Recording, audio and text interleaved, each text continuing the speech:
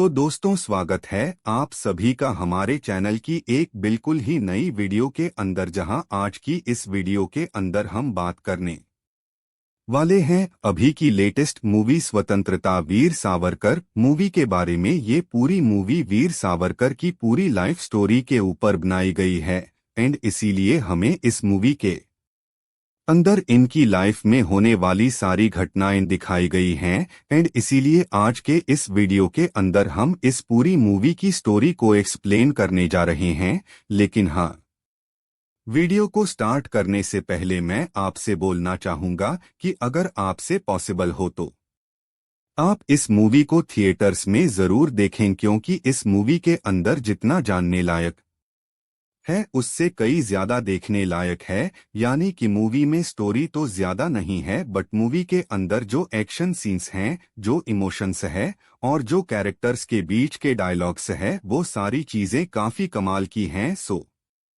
इसीलिए उन सारी चीजों को आपको खुद ही महसूस करना चाहिए। इसीलिए आप इस वीडियो को एक बार जरूर देखें और अगर आपको मूवी की स्टोरी पसंद आती है तो आप इसको थिएटर्स में जाकर भी जरूर देख सकते हैं। तो अगर आप में से कोई हमारे चैनल पर पहली बार आए तो आप जल्दी से हमारे चैनल को सब्सक्राइब कर लीजिए एंड सब्सक्राइब बटन के बगल के बेल आइकन को भी ऑल पर सेट कर लीजिए, ताकि जैसे ही हमारे चैनल की कोई भी लेटेस्ट वीडियो अपलोड हो वैसे ही आप उसे सबसे पहले देख सके। और हाँ, अगर आपको वीडियो पसंद आए तो आप इस वीडियो को लाइक भी जरूर करना। तो फिर आइए अब हम बिना किसी देरी के आज की इस कमाल की वीडियो को स्टार्ट करते हैं। संगीत अपोकेलिप्स। तो इस मूवी की स्टार्टिंग होती है साल 1897। वही टाइम होता है जिस टाइम पर इंडिया के अंदर प्लेग पेंडम फैला होता है और उसी पेंडम के चलते इंडिया के अंदर बहुत सारे लोगों की जान गई थी। इसी टाइम पर हम वीर सावरकर को देखते हैं और यहीं पर ही हमें उनकी फैमिली के बारे में पता लगता है। हम ये जानते हैं कि वीर सावरकर का पूरा नाम विनायक सावरकर है एंड उनके दो भाई होते हैं। एक भाई उनसे बड़ा होता है और एक भाई उनसे छोटा होता है। और बड़े भाई का नाम होता है गणेश सावरकर और छोटे भाई का नाम होता है नारायण सावरकर। और जो इन तीनों के पिता होते हैं उनका नाम होता है दामोदर सावरकर। और अगर बात करें विनायक सावरकर की, तो अब क्योंकि इनका नाम मूवी में बहुत जगह आने वाला है, इसीलिए हम उन्हें उसी नाम से बुलाएंगे जिस नाम से ज्यादातर लोग इन्हें जानते हैं, यानी कि वीर सावरकर नाम से। यहाँ पर हम ये देखते हैं कि वीर सावरकर के फादर को भी प्लेग हो जाता है एंड इसीलिए जिसे जैसे भी प्लेग हुआ होता है, ब्रिटिश गवर्नमेंट के सोल्जर्स उन सभी को ढूंढ ढूंढ कर निकालती है और उन सभी को जला देती है। और ये बेसिकली इंडियंस के ऊपर ब्रिटिश का बहुत बड़ा अत्याचार होता है, लेकिन कोई भी इस अत्याचार को रोक नहीं पाता। इसके साथ ही हम ये देखते हैं कि ब्रिटिश गवर्नमेंट के सोल्जर्स इंडियंस के साथ बहुत बुरा बिहेव करते हैं। वो इंडियंस को मारते हैं, एब्यूज करते हैं और यहाँ तक कि वुमेन्स को तो फिजिकली अब्यूडोस, ये सारी चीजें देखते हैं। और इसीलिए अपने टीनेज के टाइम पर ही वो एक कसम खाते हैं और खुद से वादा लेते हैं कि वो ब्रिटिश गवर्नमेंट को हटा कर रहेंगे और अपने देश के अंदर स्वराज स्थापित करेंगे, यानी कि हमारा देश हमारी सरकार। और इस तरह से वो पूरे भारत को ब्रिटिश गवर्नमेंट से आज़ादी दिलाएंगे और अखंड भारत की स्थापना करेंगे। हम ये देखते हैं कि अपने इस एम को पूरा करने के लिए वीर सावरकर बचपन से अपने ग्रुप बनाने लगते हैं और अपने जैसे कई सारे लड़कों को ग्रुप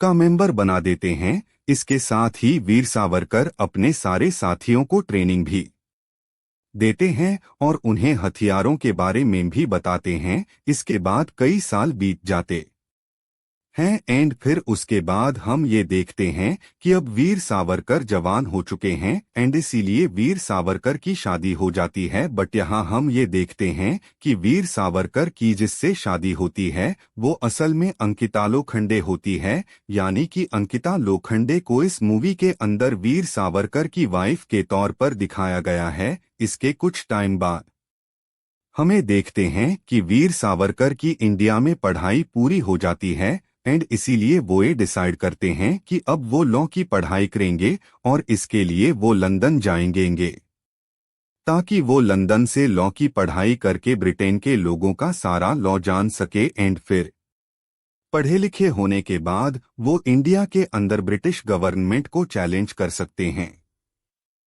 लेकिन लंदन जाने से पहले वीर सावरकर और उनके बड़े भाई लोकमान्य तिलक से मिलते हैं। अब जैसा कि आप सभी जानते ही हैं कि लोकमान्य तिलक भी भारत के एक बहुत ही बड़े फ्रीडम फाइटर रह चुके हैं एंड वो भी वीर सावरकर के टाइम पर ही देश को आजाद कराने के लिए कोशिशें कर रहे होते हैं। यहाँ लोकमान्य तिलक से मिलने के बाद वीर सावरकर और उनके बड़े भाई दोनों उन्हें ज्वाइन कर लेते हैं और वो दोनों भी उनके ग्रुप का हिस्सा बन जाते हैं एंड वो अपने ग्रुप का नाम देते हैं अभिनव भारत। यहीं पर ही लोकमान्य तिलक वीर सावरकर से कहते हैं कि अगर वो लंदन जा रहे हैं तो लंदन में उनके एक दोस्त रहते हैं और उनके दोस्त के साथ बहुत सारे फ्रीडम फाइटर्स रहते हैं और वो सारे भी जवान ऐसे लोग हैं जो कि वैसे तो लंदन के अंदर पढ़ाई कर रहे हैं, लेकिन वो सभी देश के लिए मर मिटने के लिए तैयार हैं, ठीक बिल्कुल वीर सावरकर की तरह। एंड इसीलिए लोकमान्य तिलक वीर सावरकर से कहते हैं कि लंदन जाकर वो भी उनके दोस्त से मिले। इसके बाद वीर सावरकर लंदन आ जाते हैं एंड लंदन में आकर वो लोकमान्य तिलक के दोस्त से मिलते हैं और वहीं पर रहने वाले अपने सारे साथियों से भी मिलते हैं, यानी कि वो साथी जो कि उन्हीं की तरह फ्रीडम फाइटर्स होते हैं। और इसके साथ ही साथ वो यहाँ पर अपनी पढ़ाई भी पूरी करते हैं। लंदन में वीर सावरकर लॉ की पढ़ाई करते हैं, बट उसके साथ ही वो अपने हॉस्टल के अंदर जितने भी इंडियन लड़के होते हैं उन सभी को स्वराज का मतलब सिखाते हैं एंड उन सभी को एंकरेज करने की कोशिश करते हैं ताकि वो लोग भी इंडिया को आजाद कराने में साथ दें। लेकिन इस बारे में उनके कॉलेज की अथॉरिटीज को पता लग जाता है एंड इसीलिए वो वीर सावरकर को ऐसा करने से रोकते हैं और उन्हें हॉस्टल से बाहर निकालकर उनके ऊपर 10 का फाइन लगा देते हैं। और मैं आपको बता दूं कि उस टाइम पर 10 रुपए बहुत ही बड़ा अमाउंट होता था। मान लीजिए आज के समय के 5000 या शायद उससे भी ज्यादा। हालांकि हॉस्टल से निकाले जाने के बाद भी वो अपने कॉलेज की पढ़ाई को कंटिन्यू रखते हैं, लेकिन दूसरी तरफ वो अपने लंदन के साथियों के साथ मिलकर अंग्रेजों के खिलाफ ज्यादा उम्मीदें होती हैं, कई सारी योजनाएं बनाते हैं जाते हैं पर और फिर इसीलिए वीर सावरकर के ऊपर से सारी शर्तें हटा ली जाती है, जिसका मतलब शर्तें हटने के बाद वीर सावरकर आम जिंदगी जी सकते थे, यानी कि अब वो कहीं भी आ जा सकते थे और अपने लिए ग्रुप भी बना सकते थे। और वीर सावरकर बिल्कुल ऐसा ही करते हैं। वो अपने कई सारे साथियों को एक साथ जोड़कर एक नई सेना बनाते हैं और फिर इसीलिए वीर सावरकर ऐसा ही करते हैं और वो हिंदू महासभा को ज्वाइन कर लेते हैं। अब मैं आपको बता दूं कि हिंदू महासभा उस टाइम की एक ऐसी पार्टी होती है जिस पार्टी के सारे मेंबर्स अंग्रेजों के खिलाफ होते हैं एंड इसीलिए वीर सावरकर भी इन्हें ज्वाइन कर लेते हैं। इसके साथ साथ इंडिया में 2 और पार्टीज बन चुकी होती हैं, जिनमें से एक होती है कांग्रेस और दूसरी होती है मुस्लिम लीग। एंड यहाँ पर हम ये भी जानते हैं कि मुस्लिम लीग को मोहम्मद अली जिन्न ऑपरेट करते हैं और कांग्रेस को महात्मा गांधी और जवाहरलाल नेहरू। इस दौरान और कई साल बीत जाते हैं जिनमें और भी कई सारे इवेंट्स होते हैं, लेकिन फिर वो वक्त आ जाता है जब वर्ल्ड वॉर 2 स्टार्ट होता है एंड इसीलिए वर्ल्ड वॉर 2 के स्टार्ट होते ही ब्रिटिश गवर्नमेंट इंडियंस को ट्रेन करके उन्हें अपने लिए वॉर में यूज करती है।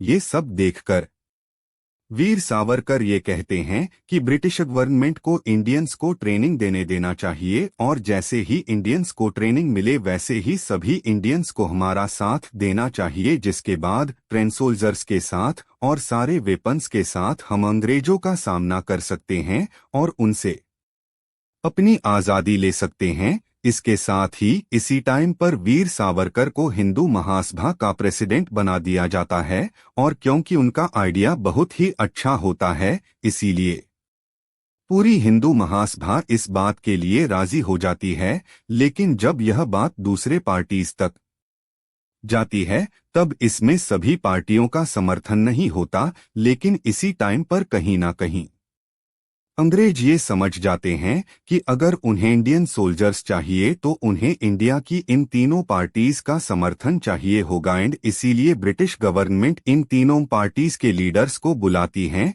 जिसमें वीर सावरकर, मोहम्मद अली जिन्ना, महात्मा गांधी और नेहरू होते हैं। और अंग्रेज यहाँ पर ये प्रस्ताव रखते हैं कि अगर इंडिया के सोल्जर्स उनका साथ देंगे और उन्हें वॉर में जितवा देंगे तो वॉर जीतने के बाद ब्रिटिश इंडिया को छोड़ के चले जाएंगे। और इसलिए ब्रिटिश गवर्नमेंट उन तीनों पार्टीज से चाहती है कि वो तीनों ब्रिटिश गवर्नमेंट को अपना समर्थन दें, क्योंकि उनका समर्थन मतलब पूरे इंडिया का समर्थन। अंग्रेजों का ये प्रस्ताव सुनकर तीनों पार्टीज के लीडर आपस में मीटिंग करते हैं। लेकिन इस मीटिंग के अंदर वीर सावरकर ये कहते हैं कि अंग्रेज यहाँ भी हमें फंसाना चाहते हैं। असल में वो हमारे सैनिकों का इस्तेमाल करना चाहते हैं और इस वर्ल्ड वॉर 2 को जीतना चाहते हैं। और इसीलिए जैसे ही वो लोग वर्ल्ड वॉर 2 जीत जाएंगे वैसे ही उसके बाद कोई गारंटी नहीं है कि वो लोग इंडिया को आज़ादी देंगे।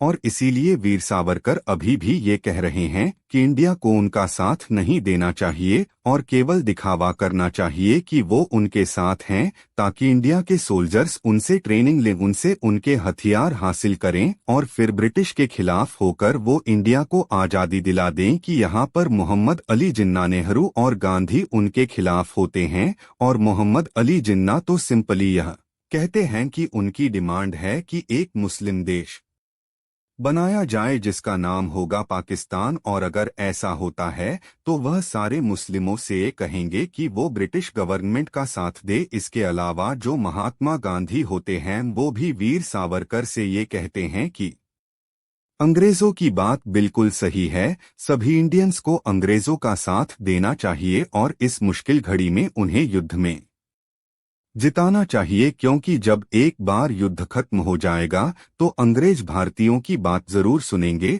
और उनके देश को आज़ादी दे देंगे। लेकिन अगर बात करें वीर सावरकर की तो वो गांधी जी की इस बात से बिल्कुल पोजिट होते हैं।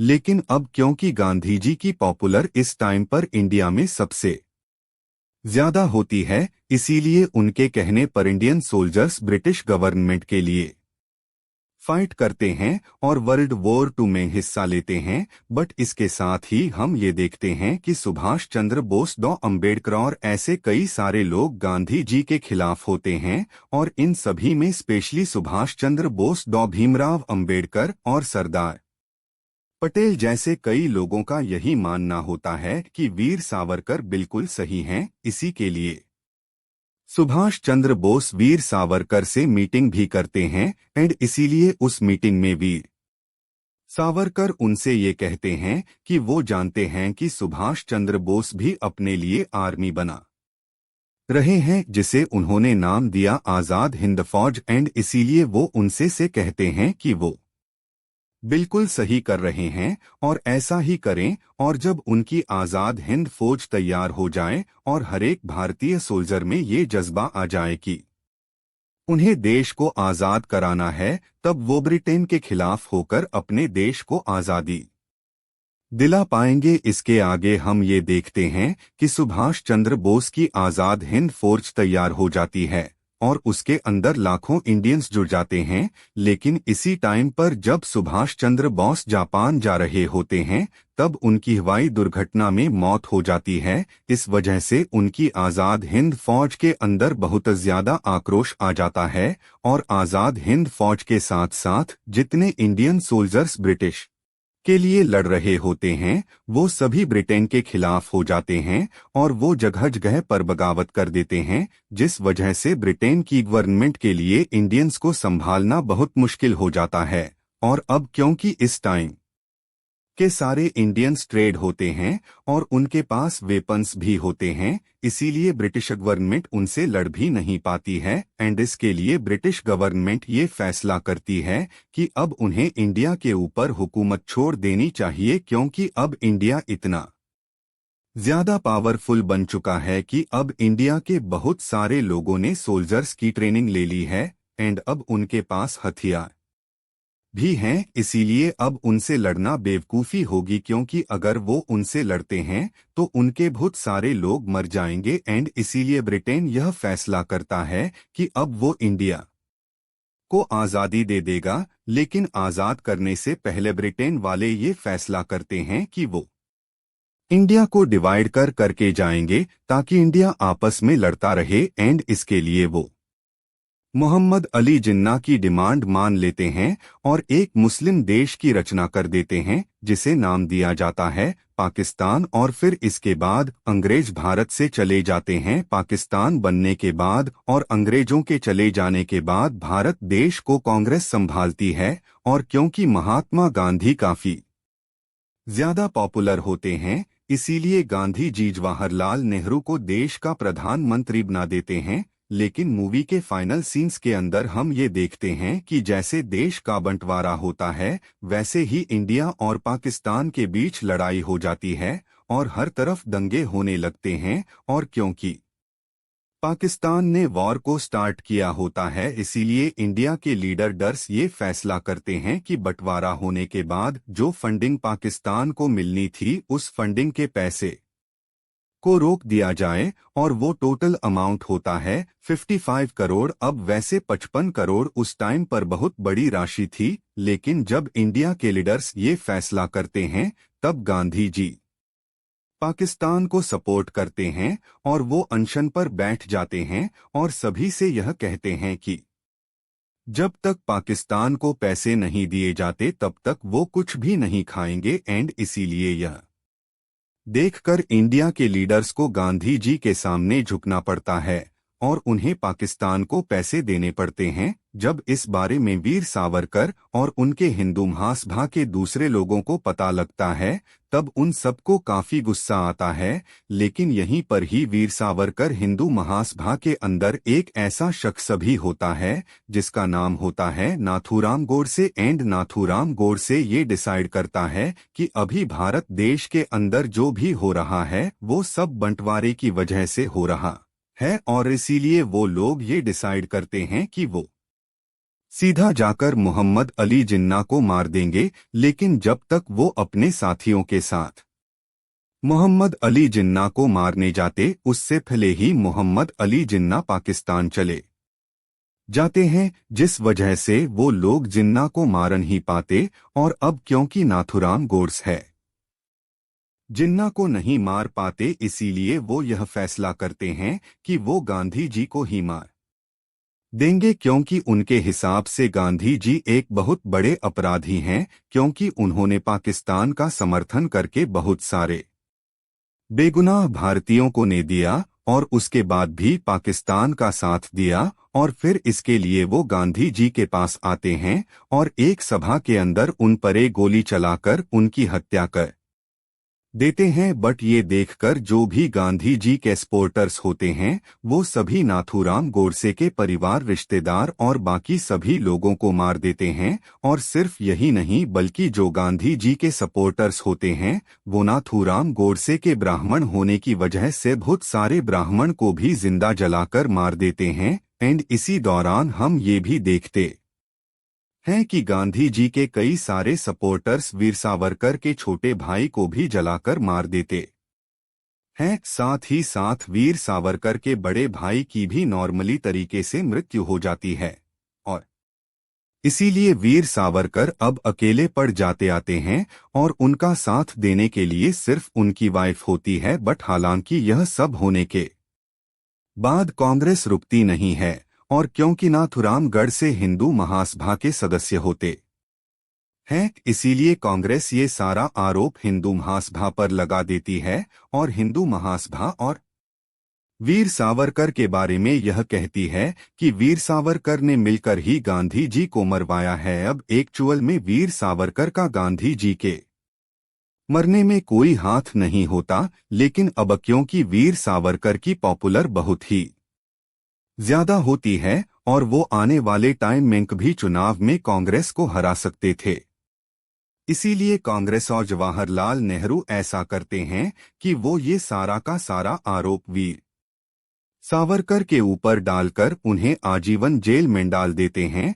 और वो भी बुढ़ापे में। और इसके साथ ही वह उनकी हिंदू महासभा को भी डिसोल्व कर देते हैं, मतलब कि पूरी तरह से खत्म कर देते हैं। और फिर इसके कई साल बाद वीर सावरकर की नॉर्मली तरीके से मृत्यु हो जाती है एंड फिर इसके साथ ही ये मूवी खत्म हो जाती है। तो दोस्तों, एक बात मैं आप सभी से यहीं पर कहना चाहता हूं कि मैंने इस वीडियो के अंदर जो भी बताया है वो सारे के सारे इवेंट्स इस मूवी के अंदर दिखाए गए हैं, और इसके साथ ही मैंने वीडियो के अंदर आपको सिर्फ स्टोरी बताई है। सो इसीलिए अगर आप सभी को स्टोरी पसंद आई हो तो आप इस मूवी को थिएटर्स में जाकर भी देख सकते हैं। बाकी अगर आपको हमारी वीडियो पसंद आई हो तो आप इस वीडियो को लाइक जरूर करना, और चैनल को सब्सक्राइब नहीं कर रखा तो अभी के अभी सब भी कर लेना। और हाँ, अगर आपको वीडियो या फिर मूवी की स्टोरी पसंद आई है तो आप वीडियो को लाइक करने के साथ साथ कमेंट्स के अंदर गुड या फिर वेरी गुड भी जरूर लिखना। बाकी मैं मिलता हूँ आपसे ऐसे किसी और बेहतरीन वीडियो में, तब तक के लिए गुड बाय।